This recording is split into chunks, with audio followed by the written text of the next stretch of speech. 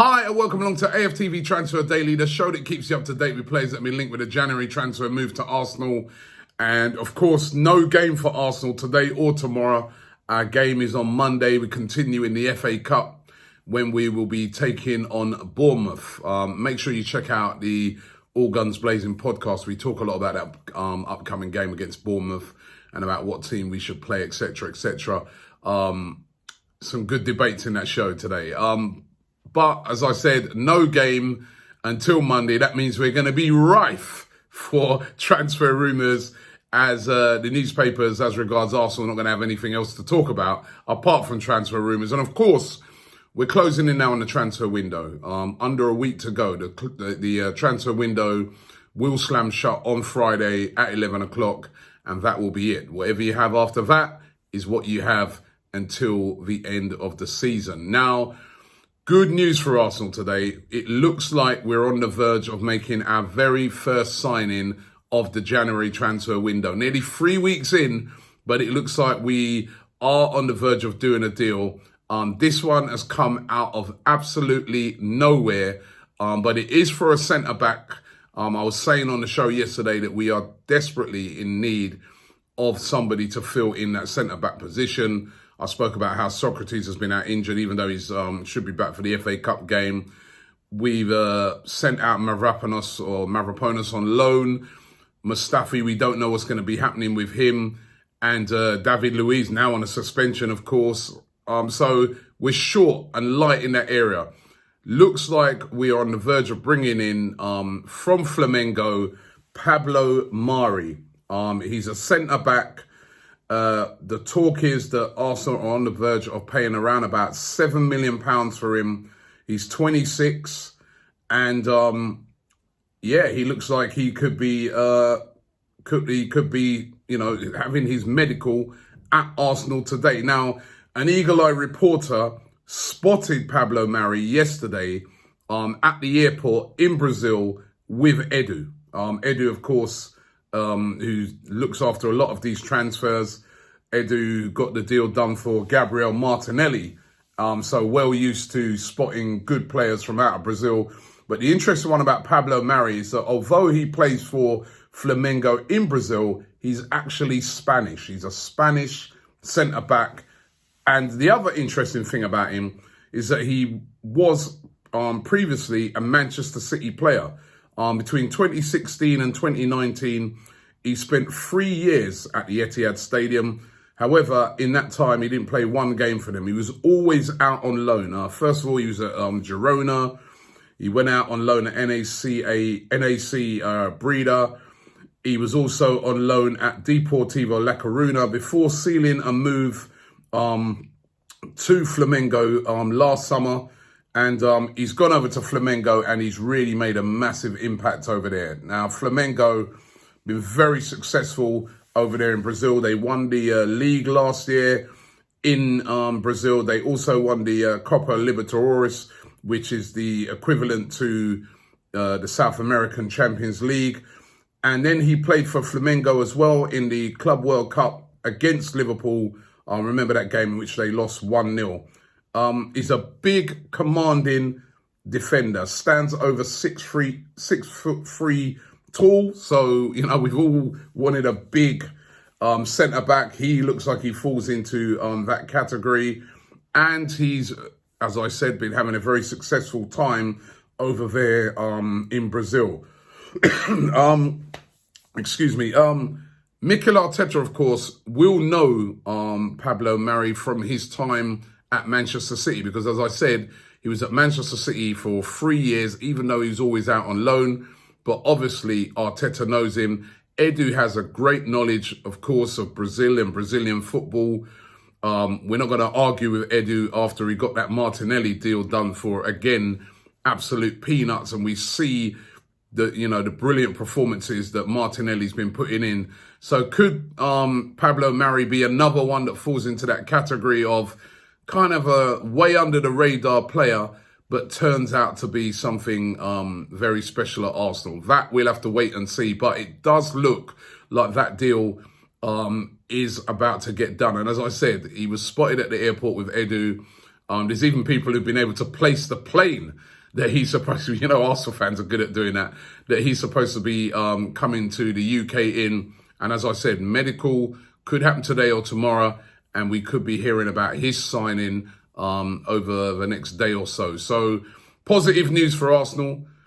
It's not a household name. I wasn't expecting probably a household name, but definitely when you look at this guy's pedigree and you look at the fact that, he's a bit of a winner, the fact that he's done so well recently over in South America, that bodes well. He will have to get used to the Premier League, though. I mean, it's a completely different league to playing over there in Brazil. But positive that we're bringing in a centre-back. And, I'm glad it's a big centre-back as well. I do think we need a bit of height and a bit of presence there at the back. So let's see what happens with this one. But it does look like he will be signing for Arsenal. We was also linked, of course, yesterday and the day before with the Ukrainian centre-back, Mykola Matviyenko. Matviyenko, the rumours continue today. His agent, as I said a couple of days ago, said that the Gunners hierarchy have contacted Shakhtar, and he was hoping that negotiations would succeed. Now, whether this one might grind to a halt now, the fact that it looks like we're bringing in Pablo Mari, or whether Arsenal are looking to get him as well, it's hard to tell. He's 23, centre-back, and as I said, plays for Shakhtar Donetsk, played against Manchester City in the Champions League this season. And Mykola Matviyenko, very familiar with him, knows him well. It's apparently Mykola Matviyenko, one of the people sort of pushing for this. Arsenal have apparently offered to make it a loan deal worth around about £4.5 million with an option to buy at the end of the season now. But as I said, will they pursue this one now that it looks like they could be getting in Pablo Mari, or will they leave this one?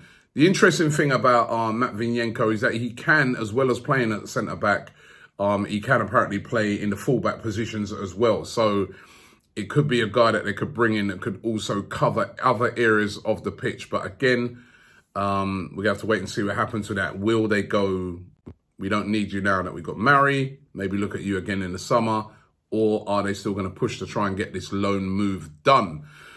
And of course, there's Dani Ceballos. Now, it's interesting that Mykola Matviyenko in his press conference didn't, all the speculations that Dani Ceballos is going to be leaving this January. I spoke yesterday about the fact that Valencia are willing to take him on loan till the end of the season. I spoke the fact about Ceballos, a 23-year-old, would like to leave Arsenal because he wants to play football. He's trying to desperately get into that Spanish national team for the Euros. But Mykola Matviyenko seeming to suggest in his press conference that, listen, I haven't seen enough of him. That's the only reason he hasn't been playing. He was out with a long-term injury. He hasn't really been at the training ground. I'm just starting to see him train now, and his job is to prove himself so he can get into the first team. You know what I mean? Is show what you can do in training. Show me that I need to pick you, and I will pick you, and you'll be in the team, which is fair enough from Mykola Matviyenko. Again, it's going to be interesting to see what Arsenal do with this. Apparently, Real Madrid want him to stay at Arsenal till the end of the season. Arsenal apparently as well keen to keep him till the end of the season. But looks like Ceballos would like to move, as I said, to get game time.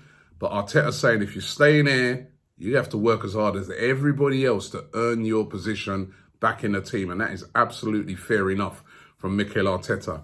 And then the Aubameyang rumours continue. Now, we've all seen the rumours over the past few days linking Pierre-Emerick Aubameyang with a move to Barcelona. But now there's lots of talk flying around today that PSG are also interested in him. PSG looks set to lose Edinson Cavani. Cavani looks like he's going to be heading to Atletico Madrid this January transfer window, which leaves PSG a little bit short in that striker area. Are they ever short? But apparently leaves them a bit short.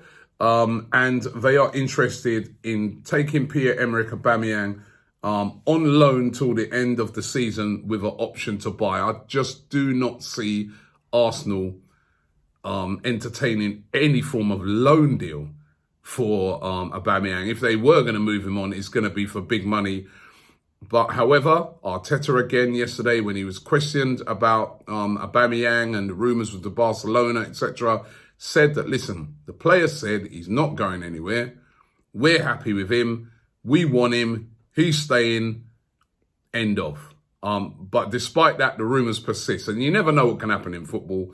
I'm hoping that when the January transfer window closes next week, that Aubameyang's still an Arsenal player. And actually, I'd love to see Arsenal time down to a new deal. There's a lot of debate about Aubameyang and a lot of people cite his age. He is 30 now, but I just look on it, as I've said this before, look around Europe at some of the top strikers at the moment. They're over 30, a lot of them, you know, and they're doing brilliant things. You know, Cristiano Ronaldo, what, nearly 33, 34. Messi is over 30, I think 31, you know. Aguero's over 30. He's still banging in the goals. Jamie Vardy's over 30, banging in the goals. Lewandowski at Bayern Munich, banging in the goals, over 30. Age is a number. If a guy is playing well and he's banging on the goals and you look at Aubameyang, he still looks fit, he's still got that speed, why would we want to sell him? We've got to time down to a new deal, in my opinion. There's still a good 3 years left in Pierre-Emerick Aubameyang, and he's a natural goal scorer. And that is something that is so difficult to find right now, so difficult to buy. Go and ask Manchester United, and they will tell you. So listen, we're on the verge of a signing. Let's see if by the show tomorrow that could be done. But thanks for watching the show today. Enjoy your Saturday, and we'll be back tomorrow.